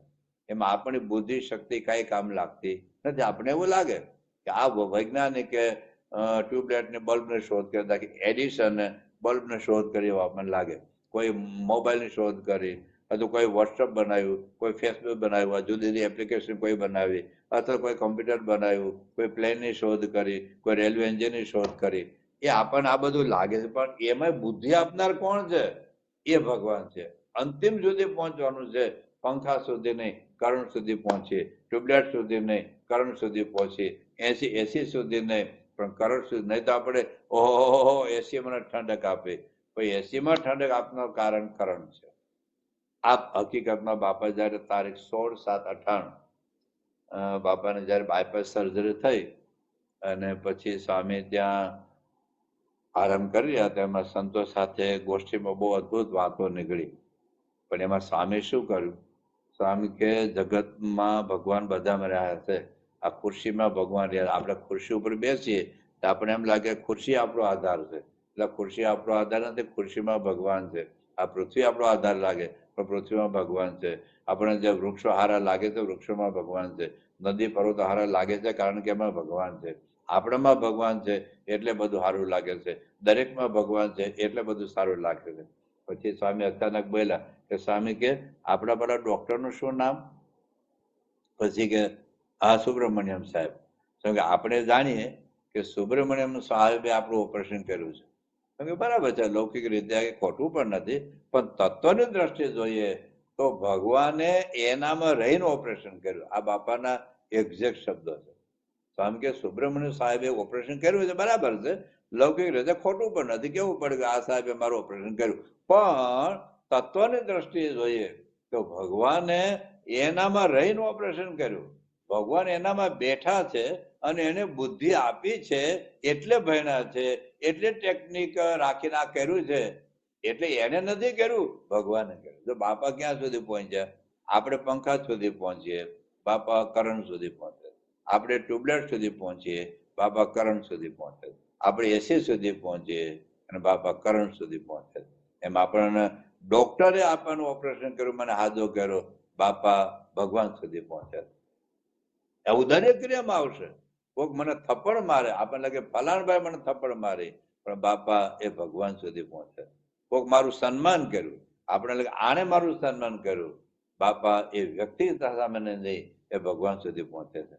એટલે પછી હવે બાપા શું કહે છે કે નહીતર આપણે તો છે ને બહાર નીકળીને એમને વળગી પડે, ઓહો તમે મારા જીવન પ્રાણ, તમે મારી જિંદગી બચાવી. સ્વામી કે પણ જીવન પ્રાણ તો પેલો અંદર બેઠો છે ને એ છે, સર્વ સુખના ધામ પરમાત્મા છે, એ સિવાય કોઈ નથી. કારણ કે જાણપણ એ રાખવાનું કે વચ્ચે કોઈ લોચો આપણને બાજે ન જાય. કોઈકના માટે વિચાર આવે કે આ મારું અન્નદાતા છે, આ મારું જીવનદાતા છે, ખાવા કોઈકે આપ્યું, તેને દયા આવી છે માટે આપ્યું છે એમ નથી. ભગવાને એનામાં પ્રેરણા કરી એટલે તમને આપ્યું. ક્યાં સુધી સ્વામી પહોંચે છે? જયારે ભુજમાં ભૂકંપ થયો ત્યારે બાપા ત્યાં પધારેલા. પછી ત્યાં બહુ બધા સ્વામીને બહુ બધા બાપા માટે બધા આભાર વ્યક્ત કરેલો. કારણ કે કટોકટીના સમયમાં સ્વામીએ 2-3 કલાકમાં 5,000 માણસો જમાડવાની વ્યવસ્થા કરાવડાવેલી અને 2 મહિના સુધી 37,000 માણસો રોજ આપણે ત્યાં જમતા હતા. 15 આખા ગામ બાંધી આપી, 49 સ્કૂલો બાંધી આપી. અને બાંધ્યું એટલે સામે જે કઈ કામ કરે ક્વોલિટી વાત કરે, લોકોને બતાવવા માટે ફોટા પાડીને મૂકી દેવું એવું નહીં, આલતું પાલતું બધું ભેગું કરે એવું નહીં, 2 દિવસમાં અઠવાડિયામાં મકાન તૂટી જાય ને પડી જાય ને એવું નહીં. બાપા જે કરે સોલિડ કરે. એટલે બધા બહુ સ્વામી પ્રત્યે બધાને જે પેલા કૃતજ્ઞતાનો ભાવ હતો. પણ સ્વામી બાપા શું બોલ્યા? સ્વામી કે ભૂકંપ આવ્યો એ પણ ભગવાનની ઈચ્છા, અને મદદ કરી, તમને જે કઈ મદદ મળી છે અમારા દ્વારા કે બીજી કોઈ પણ સંસ્થા દ્વારા જે મદદ મળી છે એ પણ ભગવાનની ઈચ્છા અને ભગવાન પ્રેરણા એમની શક્તિ હતી. એટલે ભૂકંપ થયો એ પણ ભગવાનની ઈચ્છા હતી. અને જે કઈ તમને મદદ મળી છે, અમે મદદ કરી, બીજા જે કોઈ તમને મદદ કરી છે એ પણ ભગવાનની ઈચ્છા હતી. દરેકમાં ભગવાને પ્રેરણા કરી કે ચાલો આપણે ભુજમાં આ દુઃખી લોકોની મદદ કરીએ. તો હા, સ્થૂળ દેખાય, આપણે દેખાય એ લોકોએ, પણ તમે કે એનામ દયા આવે છે એવું નહીં. આ તો ભગવાને એને પ્રેરણા કરી એટલે તમને આપ્યું છે. આપણે પતિવ્રતાની ભક્તિ, આપણી નિષ્ઠા એક જ હોવી જોઈએ. તમે બહુ સારું કર્યું એમ કહેવામાં કોઈ વાંધો નથી. કોઈ દાખલા તરીકે તમને કોઈ કટોકટીમાં 5,000 રૂપિયા આપ્યા તો થેન્ક યુ કેવું પડે ને કે નહીં, તું તો હું આપનારો છો, ભગવાન તને પ્રેરણા કરી એટલે તે મને આપ્યા, તો પેલો પાછો લઈ લે તો ભગવાન મને પ્રેરણા કરી જાતા નથી આપે, એવું થાય. એટલે જે તે વ્યક્તિને આપણે થેન્ક યુ કહીએ, આભાર માનીએ, એના પ્રત્યે કૃતજ્ઞતાનો ભાવ વ્યક્ત કરીએ એ જરૂર છે, લૌકિક વ્યવહાર છે. પરંતુ આંતરિક સમજણ આપણે એ હોવી જોઈએ કે કોઈક આપણે મદદ કરે, કોઈક આપણને સાજો કરે, અથવા ઊંધું કરે, કોઈક આપણે દુઃખી કરે, કોઈક આપણે હાથો ભાંગી નાખે, તો અંત તો ગતવા ભગવાન કરતા હતા છે. તો સ્વામી શું કહે છે કે આપણે તમે બહુ સારું કર્યું એમ કહેવામાં કઈ વાંધો નથી, એ લૌકિક વ્યવહાર છે, એ કરવું પડે. પણ અંતરની મેઇન વસ્તુ છે એમાં ગૂંચવાડો ન. દાખલા કોઈ સંત કથા કરે તો બાપા બોલે છે કે સારું પ્રવચન કરે, કોઈ ભજન ગાયું હોય તો સ્વામી કે સારું ભજન ગાયું, કોઈ સારું આખું મંદિર મેનેજમેન્ટ કોઈ સારું કરતા હોય, સમય ઉત્સવ, સ્વામી બધા સંતોના હરિભક્તોના વખાણ કરે છે કે તમને કરોડ કરોડ દંડવત કરો તો ઓછા છે. પણ એનો અર્થ એવું નથી કે બાપા એ સ્વયં સેવકોને જ કરતા માને છે અથવા સંતોને જ કરતા માને. એમ દાખલા તરીકે તમારા પત્ની ઘરમાં કઢી હારી બનાવી હોય તો વખાણ કરવા પડે, એવું નહીં કે તારામાં શું બુદ્ધિ છે, આ તો ભગવાન તને બુદ્ધિ આપી એટલે તને હારી કઢી બનાવી શકે, એવું બોલવાની જરૂર નથી. બીજી તો કઢીમાં ડબલ મીઠું નાખશે કે કેમ કે ભગવાન મારામાં પ્રેરણા કરી એટલે મેં ડબલ મીઠું નાખ્યું. એટલે આવું નથી કરવાનું. પણ એટલે જે તે વ્યક્તિને જે કદર કરવી, પ્રશંસા કરવી અને પ્રોત્સાહિત કરવું એ જરૂરી છે. પણ સ્વામી શું કહે છે કે અંતો અંદરની સમજણ એવી હોવી જોઈએ કે કરતા કરતા ભગવાન છે. તો જેની આજ્ઞા છે, બાપાનું વાક્ય છે, જેની આજ્ઞાથી સૂર્ય ચંદ્ર ઉદય અસ્ત પામે છે. આપણે કે સૂર્ય ઓટોમેટિક ઉદય થાય છે, ઓટોમેટિક અસ્ત પામે છે. આ બધું વૈજ્ઞાનિક પ્રોસેસ છે, બધું આપણને લાગતું હોય, પણ એના કરતા પ્રેરણા એ ભગવાન છે. જેની આજ્ઞાથી સૂર્ય ચંદ્ર ઉદય અસ્ત પામે છે, જેના વરસાવા મેઘ વરસે. આપણે શું લાગે કે ભાઈ આ ગરમીમાં છે ને સમુદ્રના પાણીની વરાળ થઈ, વરાળના વાદળા થયા, વાદળા ઉપર ગયા અને અમુક ઠંડક થઈ એટલે વાદળમાં વરસાદ પડ્યા. એવું નથી ભાઈ, એવું નથી. લૌકિક દ્રશ્ય એવું લાગે, પણ અંત તો ગતવા એ ભગવાન દુકાળ પડે તે વાદળા ઉપર નથી હોતા. દુકાળ પડે ત્યારે વાદળા નથી હોતા, હોય જ છે ભાઈ. ઘણા લોકો કે પેલા વૃક્ષો વાવો, વૃક્ષો બહુ હોય તો વરસાદ પડે, વાદળ અટવાઈ રહે, એવું નથી. વરસાદ પાડવો તો એને કઈ જરૂર નથી પડતી, ભગવાન પાડવો હોય તો. એ જ પરમ તત્વ છે, એ જ બધું કરે છે. કોઈ કે માણસને મારી નાખ્યો, પણ શું એને કર્યું છે? એમની મારી નાખવાની ઈચ્છા ભલે એની હોય, પણ તાકાત તો ભગવાને આપી. એને દુનિયા મારવી તો મારે? એ નથી થતું. એ તો એના હાથે મૃત્યુ લખ્યું હોય ને પેલાની આવડત છે એટલે એવું થયું. આ સમજણ હોય તો ભગવાનને વિશે દોષ પણ ના આવે ને ભગવાનનો અભાવે ના આવે. તો ટૂંકમાં આ બેઝિકલી દુનિયામાં જે કઈ ક્રિયા થાય, સારી કે નરસી. તો બાપા જાય ને અક્ષરધામ આતંકવાદ આવ્યો ત્યારે સ્વામી એક સારંગપુર હતા અને ટીવી ચેનલ વાળા આવ્યા બધા, અને સ્વામી કે મેસેજ આપ્યો, સ્વામી શાંતિનો મેસેજ આપ્યો. પણ સ્વામી શું બોલ્યા કે અમારો તો સિદ્ધાંત છે કે ભગવાન જ કરતા હતા, જે કઈ થયું છે ભગવાનની ઈચ્છા હતી. અને પછી આગળ આપણે જોઈશું જે ભગવાન તો કરતા નથી એટલું નહીં, ભગવાન જે કરે છે સારા માટે કરે છે, એ આગળ આપણે વાત જોઈશું. ટૂંકમાં જગતમાં જે કઈ ક્રિયા ભૂતકાળમાં થઈ, અત્યારે થઈ રહી છે અને ભવિષ્યમાં થશે આપણા દ્વારા કે કોઈ પણ વ્યક્તિ દ્વારા, સજીવ કે નિર્જીવ, જે કઈ ક્રિયા થાય છે એ કારણ કે કંટ્રોલર એ છે. મારે લખ્યું ને કે જીવ ઈશ્વર તણો રે માયા કાળ પુરુષ પ્રધાન, સૌને વશ કરો રે સૌનો પ્રેરક હું ભગવાન, અગણિત વિશ્વની રે ઉત્પત્તિ પાલન પ્રલયતા, મારી મરજી વિના રે કોઈ દે તરણો નવ દોડાય. આ જે ઓરડાના પદો છે એમાં મહારાજા પોતે વાત કરે, એટલે એટલું આપણે સમજીએ કે જગતમાં જે કાંઈ થાય છે એના કરતા હતા એ ભગવાન છે, ભગવાન જ આત્મા છે. આ બીજો મુદ્દો. કરતાપણું સમજવામાં પહેલો મુદ્દો, જગતની ઉત્પત્તિ સ્થિતિ પ્રલયના કરતા ભગવાન છે. જગત બન્યા પછી જગતમાં નિર્જીવ અથવા સજીવ, એ પશુ પક્ષી કૂતરું આપણને કવડી ગયું અથવા તો ભેંસે આપણે શીંગડું માર્યું દેખાય છે, પણ એના કરતા હતા એ ભગવાન જ છે. હવે ત્રીજો મુદ્દો આવે છે કે જીવને જે કઈ સુખ દુઃખ નો યોગ થાય છે એ પણ ભગવાનના જ હાથમાં. કારણ કે કર્મો ફળ પ્રદાતા ભગવાન છે. હા, કર્મ ભલે આપણે કર્યું, ભગવાન સદા પણ કરે, દંડ પણ કરે. જેમ કોઈ રાજા હોય, રાજ્ય માટે સારું કર્યું હોય તો એને ઇનામ આપે, રાજ્ય દ્રોહ કર્યો તો એને દંડ ફટકારે, કઈ ન કર્યું તો એની રીતે આજીવિકા ચલાવે. એમ આપણા કર્મના ફળ પોતાની મેળે ફળ નથી આપતું ભાઈ. અમુક ફિલોસોફી એવી છે કે કર્મ પોતે જ પોતાનું લાગે. જૈન ફિલોસોફી આવી છે, એ લોકો જગતના કરતા હતા, નિયંતા ભગવાનને નથી માનતા, કર્મ ફળ પ્રદાતા ભગવાનને નથી માનતા, મોક્ષ દાતા ભગવાન જેવું માનતા નથી. જૈન ફિલોસોફી, બૌદ્ધ ફિલોસોફી એવી છે. એ કર્મ જ પોતાનું ફળ આપે એવું નથી. આજે કોઈ દાખલા તરીકે કોઈ કંપનીમાં નોકરી કરતા હોય તો તમે નોકરી કરો રોજની 8 કલાક, એ 8 કલાક નોકરી છે તમને પગાર નથી આપતી. એ કંપનીના મેનેજર, કંપનીના એમડી હોય, એના સીઈઓ હોય, એ કંપનીના માલિક હોય, એ જે તે કર્મ, કોઈના મહિને લાખ રૂપિયા પગાર હોય, કોઈને 5 લાખ રૂપિયા પગાર હોય, કોઈને 5,000 પગાર હોય, કોઈને 2,000 પગાર હોય, તો કઈ વ્યક્તિ કયું કામ કરે છે? ભલે 8 કલાક બધા જ કામ કરતા હોય. કંપનીમાં 10,000 એમ્પ્લોઈઝ હોય તો 10,000 એમ્પ્લોયનો સરખો પગાર નથી. કોઈને મહિને 25 લાખ પગાર હોય, કોઈને 5 લાખ હોય, કોઈને લાખ હોય, કોઈને 50,000, કોઈને 15,000 હોય, કોઈને 5,000 હોય. અને કોઈને 5,000 માણસો આખો દિવસ પેલું પોતું લઈને પોતું માર્યા કરતો હોય અને પેલો ઓફિસમાં બેઠો ખાલી સહી કરે તો 5 લાખ રૂપિયા પગાર હોય. પણ કોનું કયું કર્મ છે? 5 લાખ રૂપિયા પગાર પર મહિનામાં એક દિવસ હાજર ન હોય તો 5 લાખ નો રૂપિયો ન મળે. તો કઈ વ્યક્તિનું કયું કર્મ કરે છે, હાજર રહે છે નથી રહેતો, શું કરે છે, એ કોઈ સજીવ સૃષ્ટિ, સજીવ વ્યક્તિ જોનાર હોવી જોઈએ અને એ વ્યક્તિ પગાર આપે. એમ આપણે કર્મ કરીએ છીએ, સારું કે નરસું, કયું કર્મ કેવી રીતે કરીએ છીએ, કઈ ભાવનાથી કરીએ છીએ, કઈ દાનતથી કરીએ છીએ, કઈ નિયતથી કરીએ છીએ, એની આધારે ફળ મળે. જેમ ડોક્ટર હોય એ પણ ચપ્પુ મારે અને ખૂની પણ ચપ્પુ મારે. ખૂની ચપ્પુ મારે અને પેલો વ્યક્તિ કદાચ બચી જાય, પણ એને ખૂન કરવાનો ઈરાદો હતો એટલે એને સજા થાય. ડોક્ટર હોય એ પણ ચપ્પુ મારે, પણ દર્દી કદાચ મરી જાય, પણ એને ખૂન કરવાનો ઈરાદો નહોતો. એનો ઈરાદો એ વ્યક્તિને સાજો કરવાનો હતો, એટલે એને દંડ ન થાય, પૈસા આપવા પડે, ઓપરેશન. એટલે કયા હેતુથી, કઈ ભાવનાથી, આ બે ચપ્પુ તો બે મારે છે, પણ બેનો હેતુ, બેની ભાવના, બેની દાનત જુદી હતી. એટલે ભગવાન ત્યાં સુધી પહોંચે છે.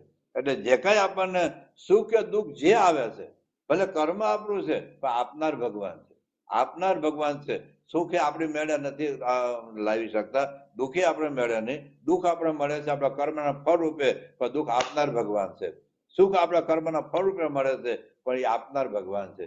એટલા માટે મહારાજ પ્રથમના 78માં વચનામૃતમાં વાત કરી છે કે અનંત કોટી બ્રહ્માંડની ઉત્પત્તિ, સ્થિતિ, પ્રલયના કરતા ભગવાન છે જ. હવે મહારાજ એક વાક્ય બોલે છે કે તેને વિશે જીવને જે સુખ દુઃખનો સંબંધ થાય છે તે સર્વે પુરુષોત્તમ ભગવાનના હાથમાં છે. જેટલું ભગવાન કરે તેટલું જ થાય છે. જેટલું ભગવાન કરે તેટલું જ થાય છે. એટલે આપણને જે હવે જો આપણે પછી પ્રેક્ટિકલ જોઈશું કે જીવનમાં સુખ આવે ત્યારે ભગવાન કરતા હતા કેવી રીતે સમજવા, આપણું સન્માન થાય ત્યારે ભગવાન કેવી રીતે સમજવા, આપણું અપમાન થાય ત્યારે ભગવાન કેવી રીતે કરતા હતા સમજવા, આપણે દુઃખ આવે ત્યારે ભગવાનને કેવી રીતે કરતા હતા સમજવા, એ આપણે પ્રેક્ટિકલ જોઈશું. અત્યારે આપણે થિયરી સમજીએ છીએ કે ભગવાનને કરતા હતા સમજવા એટલે શું. એક તો જગતની ઉત્પત્તિ, સ્થિતિ, પ્રલયના કરતા ભગવાન છે. જગતમાં જે કઈ સારી નરસિંહ ક્રિયા થાય છે એના કરતા પણ ભગવાન છે. અને જીવનને જે સુખ અને દુઃખ આવે છે એ પણ પુરુષોત્તમ ભગવાન હાથમાં છે. નથી પત્ની દુઃખી કરી શકતી, નથી પતિ આપણે સુખી કરી શકતો, નથી સાસુ દુઃખી કરી શકતી, નથી વહુ દુઃખી કરી શકતા.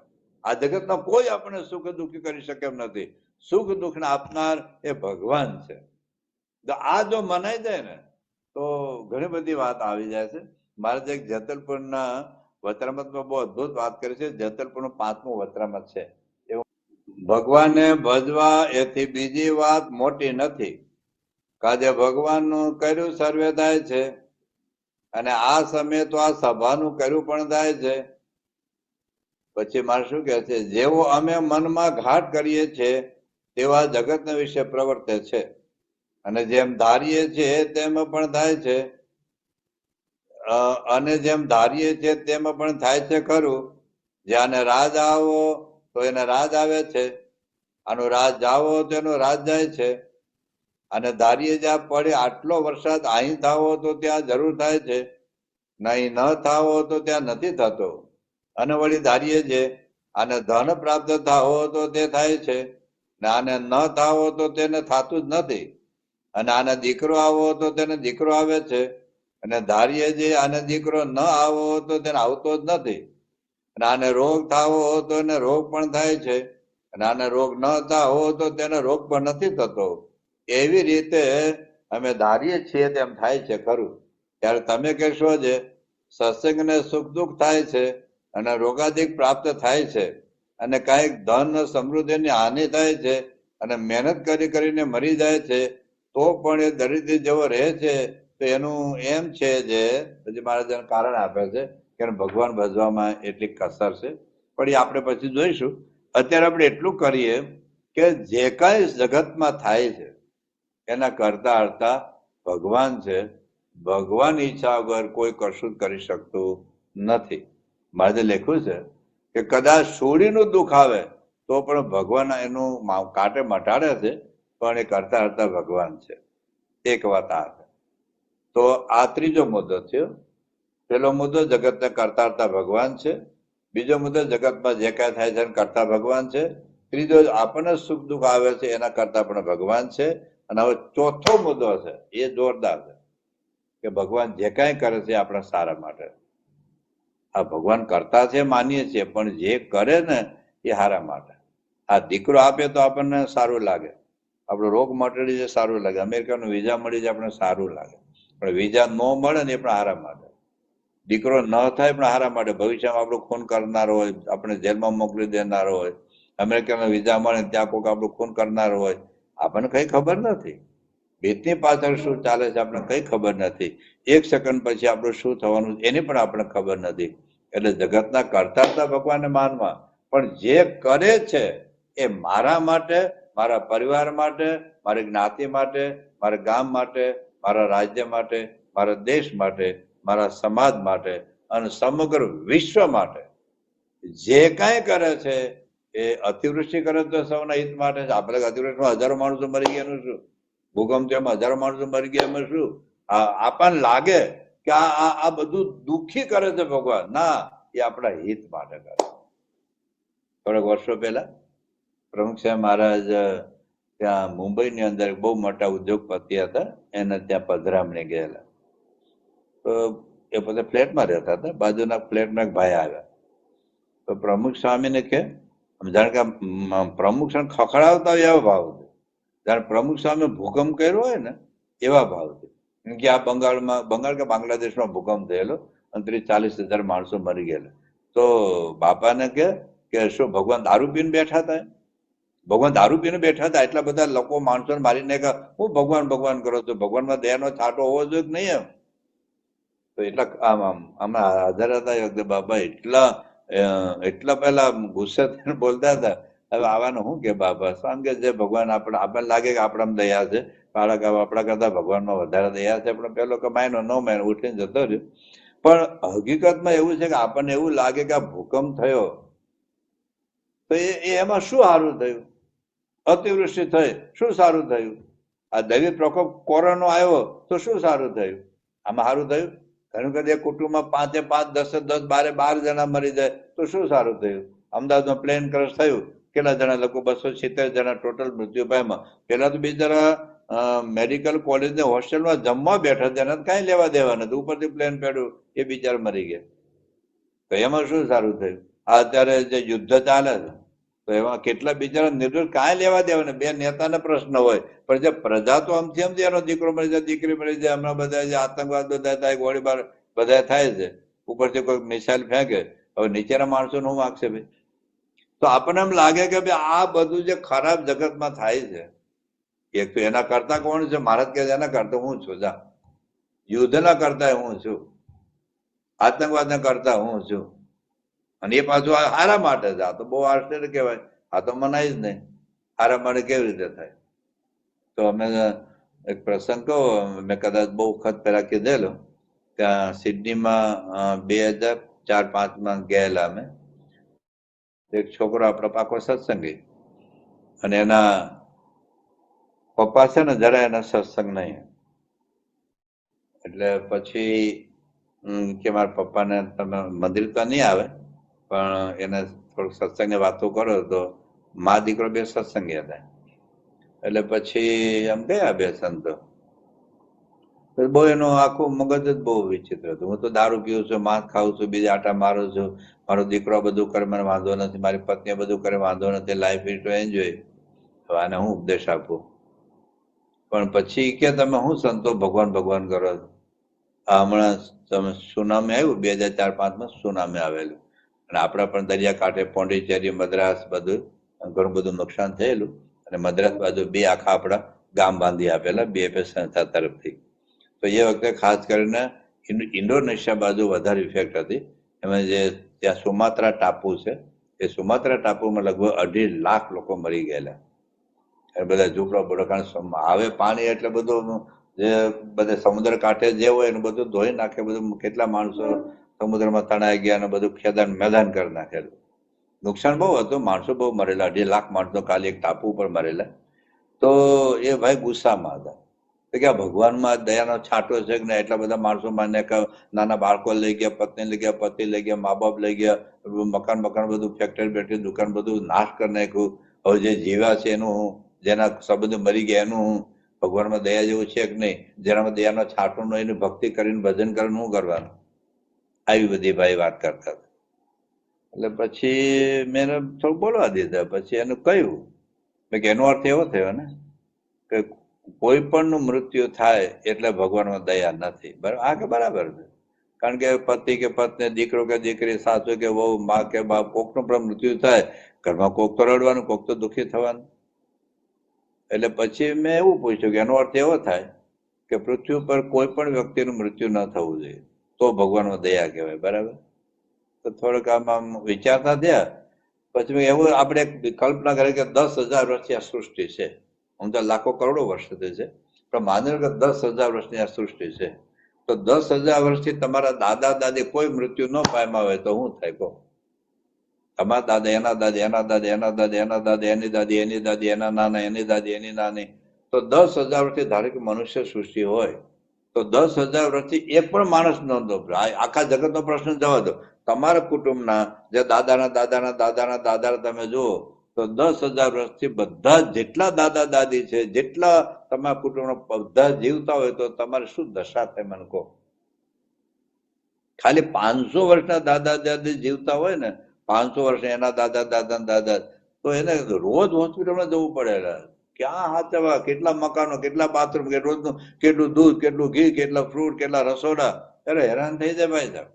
એમાં 10,000 વર્ષના આપણા કુટુંબના બધા દાદા દાદી જીવતા હોય તો શું થયું? એ કેટલા મકાનો જોઈએ? અને પૃથ્વી ઉપર 10,000 વર્ષના કોઈ પણ માણસો મેરા ન હોય તો પૃથ્વી પર શ્વાસ લેવાની જગ્યા ન રહે, 1 ઇંચ જગ્યા ન રહે. જે માણસો નો મરે, કૂતરા નો મરવા જોઈએ, ભૂંડે નો મરવા જોઈએ, ગધેડે નો મરવા જોઈએ, હાથી નો મરવા જોઈએ, સિંહ, વાઘ, વરુ નો મરવા જોઈએ, સાપે નો મરવા જોઈએ, વીંછી નો મરવા જોઈએ ને, મચ્છર નો મરવા જોઈએ. કારણ બધી સજીવ સૃષ્ટિ છે, બધી સૃષ્ટિ ભગવાનની છે, તો કોઈનો નાશ ન થવો જોઈએ તો આપણે જીવી શકીએ. બોલો. તો કે સારું, આ તો સારું છે. સારું છે ભાઈ. જેમ સૃષ્ટિ એક ભગવાનની લીલા છે, જેમ ઉત્પત્તિ એક ભગવાનની લીલા છે, એમ પ્રલય પણ એક ભગવાનની લીલા છે. પ્રલય પણ ભગવાનની લીલા છે. એ પણ મહારાજે કાર્યના પહેલા વચનમાં લખ્યું છે કે સૃષ્ટિનો પ્રલય થાય એક આરામ અર્થે થાય, પણ અંતે ટૂંકમાં શું આપણા દયા છે? ભગવાનમાં દયા નથી એમ કોઈ ભગવાન દયા નથી? આપણે પૃથ્વી પર આવ્યા પહેલા હવાની વ્યવસ્થા એને કરી છે, પાણીની વ્યવસ્થા એને કરી છે, પ્રકાશની વ્યવસ્થા એને કરી છે, ધાવણ દૂધની વ્યવસ્થા એને કરી છે, ખાવાનું અનાજ એક દાણામાંથી હો દાણા થાય, આ ફ્રૂટ થાય, જે કઈ આ સજીવ સૃષ્ટિની જે કઈ જરૂરી છે આપણે પૃથ્વી પર શ્વાસ લઈએ અને પેલા ભગવાન આ બધી વ્યવસ્થા કરી છે. શું તમે દયા છે આપણા? ભગવાન અડધો કલાક હવાનો નળ બંધ કરી દે તો ખબર પડે કે ભગવાનમાં કેટલી દયા છે. એક અનાજમાંથી હો દાણા ન થાય તો શું ખાવ તમે? ફ્રૂટ ન થાય, અનાજ ન થાય, ઘાસમાંથી દૂધ ન બને, ગાય ખાય, બધું કઈ માણસ નથી બનાવી શકતા ભાઈ. એટલે ભગવાનમાં દયા છે, પણ દયા હોય છતાં પણ ક્યારેક આ એક પ્રલય છે સૃષ્ટિનો, એ પણ એક એની લીલા છે.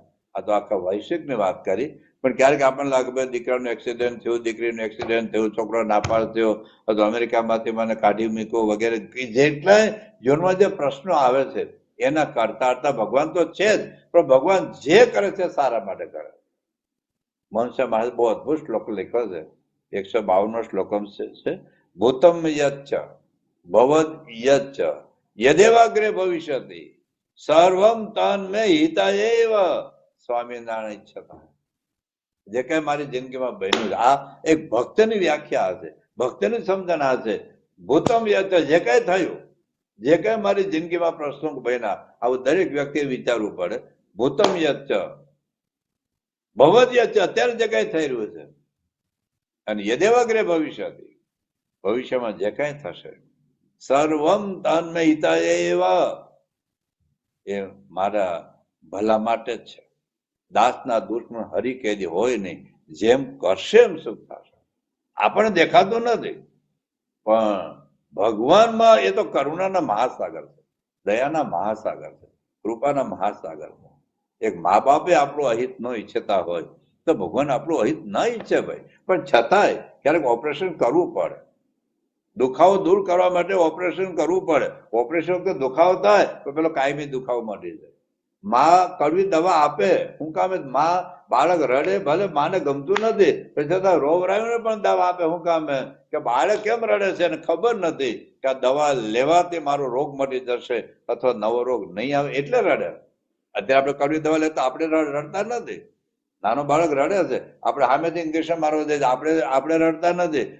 નાનો બાળક હોય ઇન્જેક્શન જોઈને બરાડા પાડી માંડે રડવા, કારણ કે એને ખબર નથી કે ઇન્જેક્શન થી થોડું દુખશે ખરું પણ પછી રોગ મટી જશે, એને ખબર નથી એટલે રડે છે. એમ આપણે કેમ રડીએ છીએ, આપણે કેમ ફરિયાદ કરીએ છીએ કે વાય મી, બસ મને જ કેમ દુઃખ, મારું જ કેમ અપમાન, મારું જ કેમ તિરસ્કાર, મારો દીકરો કેમ જતો રહ્યો, મારી દીકરી કેમ પાછી આવે, મને કેમ આમ થયું, મારો ધંધો કેમ ભાંગી ગયો, મારું કેમ બધું હળગી ગયું.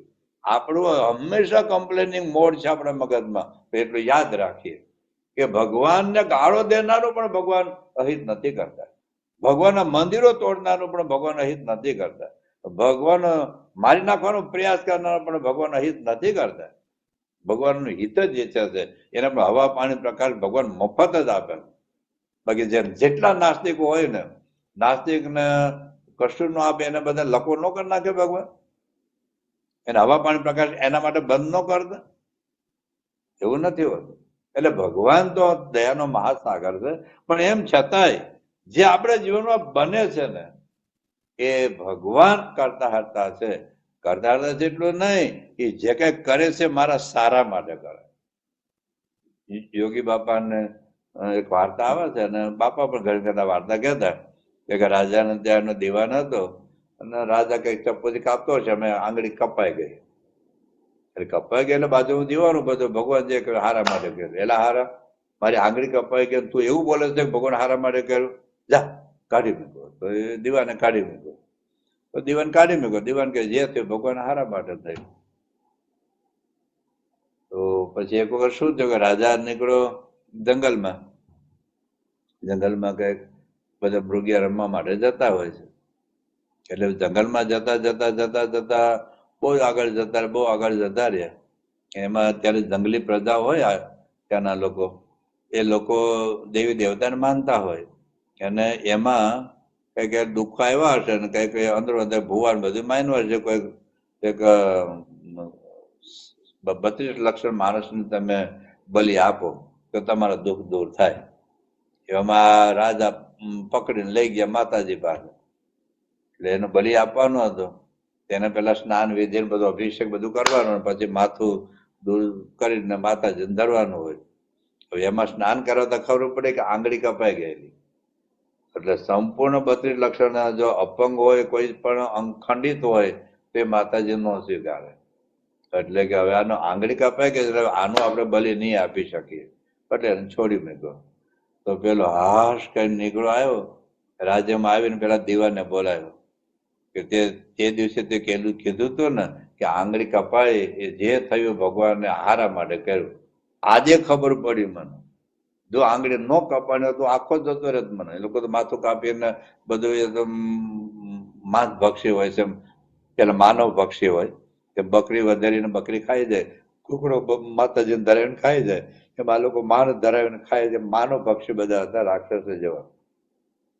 તો એમાં તો મને કાપીને ખાઈ જ બધા માતાજીને ભોગ ધરાવી. પણ આંગળી મારી કપાયેલી હતી એટલે ખંડિત કહેવાય, ખંડિત નું બલિદાન અપાય નહીં, એટલે હું બચી ગયો. તો તે દિવસે જે વાત કરી હતી, જે થયું ભગવાન હારા માટે કર્યું, એ તો બરાબર. ચાલ આજે મને સમજાવ, 4-5 મહિને સમજાવ, પણ મેં તને કાઢી મૂક્યો, મેં નોકરીમાંથી કાઢી મૂક્યો, તારો પગાર બંધ થઈ ગયો, અપમાન જેવું થયું, એમાં હું હારું થયું? તો દીવાન કે આપણે જયારે બહાર જઈએ તો આપણે બે ભેગા જ હોઈએ છે. રાજાની સાથે એનું સેક્રેટરી હોય, દીવાન તરીકે ભેગો જ હોય. તો આપણે જંગલમાં હું પણ તમારા સાથે જ હોત, તમારી સાથે હોય. તમારે તો આંગળી કપાયેલી હતી એટલે તમારે તો ભલે, મારો તો હાથો જ હતો, હું હાથો તો મારો તો બલી થઈ જતા, તમે બચી જાત ને હું મરી જાય. એટલે મને કાઢી મૂક્યો એ સારું થયું. એટલે આ વાર્તા યોગી બાપા અને પ્રભુ સમાજ ઘણી વખત કહેતા. પણ મૂળ વાત આપણે દેખાતું, અમુક વસ્તુ તરત સમજાય, અમુક વસ્તુ મહિના પછી, 2 મહિના પછી, 4 મહિના પછી સમજાય. પણ એ જ વાત તો નક્કી છે કે આપણા સારા માટે. દાખલા તરીકે આપણે ત્યાં લંડનની અંદર જમીન હતી 4 વીઘા, એરો વિસ્તારમાં 4 એકર જમીન હતી. તો આગળની 2 કોર્ટમાં જીતી ગયા, છેલ્લી કોર્ટમાં આપણે હારી ગયા. બાપા 1987માં એટલા જ રહ્યા. રાત્રે 11 વાગે લંડનથી ફોન આવ્યો, સામે આપણે કેસ હારી ગયા. ભગવાન કે જે છે ભગવાન નહીં છે. બાપા તો હોઈ ગયા 1 મિનિટમાં. બીજે દિવસે સંજો પેલા બાપા તમને ઊંઘ આવી ગઈ? તો કે માનો આખી રાત ન આવી. કેમ? આટલો બધો દાખલો કર્યો, એટલા બધા ખર્ચા કર્યા, આજુબાજુ 20,000 લોકોને સહી કરાવી, 1,00,000 આપણે વકીલ રાખ્યા હતા ને આપણે હારી ગયા. ભગવાન કે જે કર્યું, બાપા કે જે કર્યું ભગવાનની ઈચ્છા થઈ, જે થયું સારું થયું. ભગવાન ત્યાં નહીં બેસવું હોય, ભગવાન બીજે બેસવું હશે. હવે 4 એકર જ જમીન હતી, આજુબાજુમાં રસ્તો હતો, એક ઇંચ જમીન આપણે ભેળવી શકે એવું હતું નહીં. અત્યારે જે નિર્જન મંદિર છે ત્યાં લગભગ 11 એકર જમીન છે. 11 એકર જમીનમાં પણ આપણે સંકળાત પડે. જયારે દિવાળી ઉત્સવ વખતે પાર્કિંગ એટલું દૂર કરવા જવું પડે. 11 એકર જમીન, પેલી 4 જ એકર જમીન હતી. આજુબાજુ 1 ઇંચ જમીન મળ્યું નથી, ચારે બાજુ રસ્તો હતો. બીજું શું, એ જમીનમાં આખો બધા વૃક્ષો હતા. એટલે ત્યાં બાજુમાં જાવ ત્યારે મંદિર દેખાય. જ્યાં આપણે ગાંધીનગર અક્ષરધામ જાવ ને, ગાંધીનગર અક્ષરધામ વૃક્ષોની વચ્ચે છે આખું. ત્યાં બાજુમાં જાય ત્યારે અક્ષરધામ દેખાડવું પડે. દિલ્હી અક્ષરધામ છે ગમે ત્યાં દૂરથી દેખાય.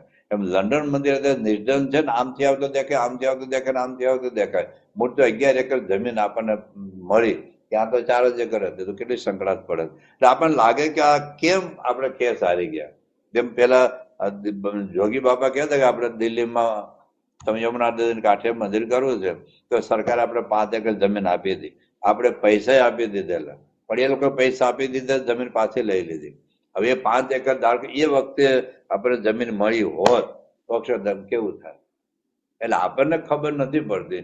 એમ દાખલા તરીકે અત્યારે અમેરિકામાં 3-4 જમીન આપણે ગળે ટીંગાડેલી પડેલી છે, પરમિશન ન મળી. પણ ધારો કે અત્યારે જે રોબિન શીલ અક્ષરધામ બન્યું, દિલ્હી અક્ષરધામ પહેલા કદાચ જમીન મળી ગઈ હોત તો દિલ્હી અક્ષરધામ પહેલા અક્ષરધામ કેવું થાત. ધારો કે દિલ્હી અક્ષરધામ બન્યું અને એ ગાંધીનગર અક્ષરધામ બન્યું, એની પહેલા કદાચ જમીન મળી ગઈ હોત તો ગાંધીનગર અક્ષરધામ પહેલા અક્ષરધામ કેવું હોત. ગાંધીનગર અક્ષરધામ કરતા દિલ્હી અક્ષરધામ કેટલું જુદું, દિલ્હી અક્ષરધામ કરતા રોબિન્સન અક્ષરધામ કેવું જુદું છે. એટલે આપણને એવું લાગે કે કેમ આમ થયું, પણ ભગવાનનો પ્લાન આપણા પ્લાન કરતા એ મોટો હોય છે. એટલે કદાચ ધારો કે આપણો છોકરો નાપાસ થયો, કદાચ નાપાસ ન થયો હોત અથવા મેડિકલમાં ગયો હોત, મેડિકલમાં ગયો હોત ને ત્યાં કદાચ ત્યાં યુક્રેનમાં ગયો હોત, યુક્રેનમાં આ યુદ્ધ ચાલુ, હમણાં એક છોકરો અમદાવાદનો છોકરો ત્યાં યુક્રેન કે આજુબાજુ ભણવા ગયો હતો, એને કઈક ખૂન થયું અથવા કે પછી મૃત્યુ પામ્યો અને આવ્યો. હવે મા બાપ કહે છે કે આપણો છોકરો રોટલો ખાઈને પેટો સારું પણ પરદેશમાં ભણવા નહીં મોકલો. 2 જણાના અમેરિકાના વિઝા લેવા માટે ગયા, 2 બાપાના આશીર્વાદ આપ્યા કે જાઓ વિઝા મળી. એકને વિઝા મળ્યા ને એકને વિઝા ન મળ્યા. આપણે કહ્યું મને બાપાએ આશીર્વાદ આપ્યા, વિઝા કેમ ન મળ્યા? પણ તારું ત્યાં ખૂન થઈ જવાનું હોય, કઈક આપણને ખબર નથી શું થવાનું છે. એટલે ટૂંકમાં ભગવાન આપણા દુશ્મન નથી. કોકને દીકરો આપે ને કોકને દીકરો ન આપે. 2 બાપાના આશીર્વાદ આપ્યા હોય, 2ને ડોક્ટર ના પાડી દીધી હોય કે તમને સંતાન નથી થવાનું, પણ છતાં બાપા 2 પાસે ગયા, 2 સત્સંગી, 2 નિષ્ઠાવાન, એકને દીકરો આપ્યો ને એકને દીકરો ન આપ્યો. તો આપણને આને દીકરો કેમ ના પડે? એનો દીકરો વિચિત્ર પાકવાનો હોય, જેલમાં જવાનો હોય, બાપાનું ખૂન કરવા, આપણને શું ખબર પડે? પુસ્તકના રવાડે ચડી જવાનો હોય તો આખી જિંદગી બરબાદ થઈ જવાની હોય. એટલે આપણે ટૂંકમાં ભગવાન જે કરે છે આપણા સારા માટે કરે છે. કરતાપણાની સમજણમાં આ ચોથો અગત્યનો મુદ્દો છે. એટલે મુખ્ય આપણે 4 મુદ્દા જોયા. એક તો જગતની ઉત્પત્તિ સ્થિતિ પ્રલયના કરતા ભગવાન છે. જગતમાં જે કાંઈ સારું નશું થાય છે એના કરતા પણ ભગવાન છે. ત્યાર પછી જીવને જે કાંઈ સુખ દુઃખ આવે છે એના કરતા પણ ભગવાન છે. અને ભગવાન જે કાંઈ કરે છે, સુખ આપે એ પણ આપણા હિત માટે છે, દુઃખ આપે એ પણ આપણા હિતમાં છે, પાસ થાય એ પણ આપણા હિતમાં છે, નાપાસ થાય આપણા હિત. હા, મહેનત ન કરો નાપાસ થાય એમાં જવાબદાર આપણે છે, પણ પૂરો પુરુષાર્થ કરવા છતાં કદાચ આપણી ઈચ્છા પ્રમાણે રિઝલ્ટ ન પણ આવ્યું, આપણી ઈચ્છા પ્રમાણે ન પણ રિઝલ્ટ આવ્યું. આપણે હાર કે જીત આપણા પેરામીટર જુદા છે. ભગવાનનું હારવું જુદું છે. એ આપણને હારમાં પણ એમને જીત છે અને આપણી જીતમાં પણ હાર છે. એ સુખમાં પણ દુઃખ છે, દુઃખમાં પણ સુખ છે. દુષ્યંત સાહેબ બહુ અદભુત વાત લખી છે કે જે સુખે દુઃખ ઉપજે તે દુઃખ દે નહીં કે દી હરી. બહુ અદભુત પંક્તિ જશે. જે સુખે દુઃખ ઉપજે તે સુખ ના આપે કે દી હરી. જે દુઃખે સુખ ઉપજે તે દિયે છે દયા કરી. જે સુખે દુઃખ ઉપજે, દીકરો આપવાથી આપણે સુખ થાય, એનાથી દુઃખ થવાનું તો દીકરો ન આપે. પૈસા આપવાથી આપણે સુખ આવવાનું હોય, પણ પૈસા આપ્યા પછી દુઃખી થવાના હોય. કોઈ નાના બાળક ધમતો આવું બધું પછી બનાવે ને આપણા બાળકનું કોઈ કિડનેપ કરીને લઈ જાય, 50 કરોડ આપો તો છોકરાને મૂકો તો શું થાય?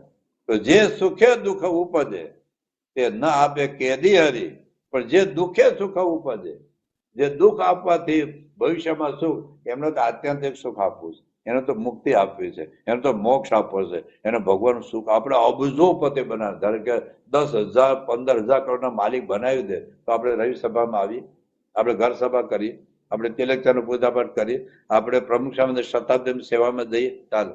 માની લો કે આપણે બિલ ગેટ્સ જેટલા પૈસા બનાવી દે, વોરેન બફેટ જેવા આપણે પૈસાદાર બનાવી દે, અથવા મુકેશ અંબાણી જેટલા પૈસાદાર આપણને બનાવી દે, અથવા અદાણી અંબાણી જેટલા પૈસાદાર આપણે બનાવી દે, કોઈ એક્ટર ને ક્રિકેટર જેવા આપણે પૈસાદાર બનાવી દે, તો આપણે રવિ સભામાં આવી, આપણે ઘર સભા કરી, આપણો મોક્ષનો કાર્યક્રમ આપણે કરી શકીએ? બહુ અઘરું. એટલા માટે ભગવાન જે કાંઈ કરે છે એને મૂર્ત આજીવિકા ચલાવીને આપણો સંસાર વ્યવહાર છે, અંતે તો એને અક્ષરધામમાં લઈ જવા છે. એને કરસઠ મહારાજ લખ્યું છે બધ્યના 46માં વચનામૃતમાં, આ લોકમાં હાન વૃદ્ધિ થાય ને એને ભગવાન બહુ પડી નથી. એને એટલું જ દુઃખ છે કે બિચારાનું મોક્ષ બગડ્યું, એટલું જ દુઃખ છે. એકાંતિક ધર્મમાંથી પતન થયું ને એ દુઃખ છે. આ લોકમાં એને કાંઈ બહુ નથી. કરોડ રૂપિયાનું નુકસાન થયું ને ભગવાનને કાંઈ બહુ, ભગવાન આપણે આશ્વાસન આપે, પણ એના કરતા એને એકાંતિક ધર્મમાંથી પતન થયું, કોઈનો અવગુણ આવ્યો, સત્પુરુષનો મનુષ્યમાં આવ્યો, સત્સંગ એને છૂટી ગયો, એનું દુઃખ એને વધારે. એટલે ટૂંકમાં એટલું આપણે સમજીએ કે ભગવાન જે કરે છે, જે કર્યું આજ સુધી, જે કરી રહ્યા છે અને ભવિષ્યમાં જે કંઈ કરશે, તો દાસના દુશ્મન હરી કેદી હોય નહીં, જેમ કરશે એમ સુખ થશે.